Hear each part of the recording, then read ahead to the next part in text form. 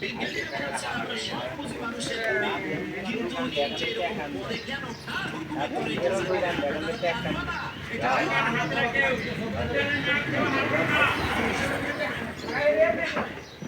সেটা খাবার গেল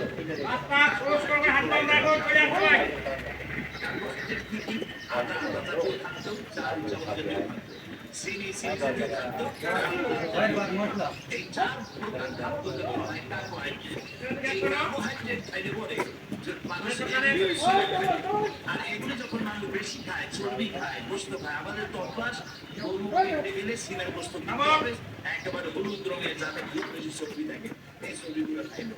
তারপরে পাঙ্গাসের পেটি খাইলো। আমি যখন অফিসারদের মাঝে বক্তৃতা করি, আমি বলে দেখেন ভাইরা, পাঙ্গাসের পেটি খাসির চর্বি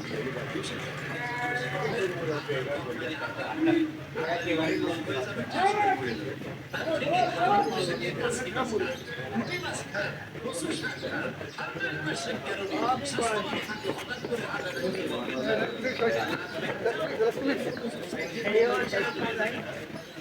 কি দেখা করে দেখবেন ঘরের মধ্যে ঢুকতে গেলে নিজ লাগে ধোকা লাগে না, পেটে ধাক্কায় দেওয়া তো কোনো সাদা।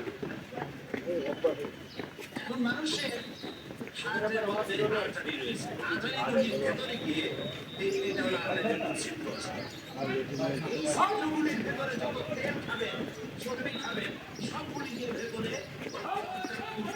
পুরো হতে হতে এক সময় ব্লাড চাকা বন্ধ হয়ে যায়, বেদনা শুরু হয়, এটাকে এখন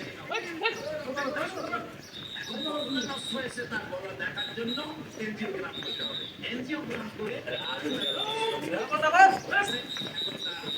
অপারেশন করতে হবে কিনা, অপারেশন করার জন্য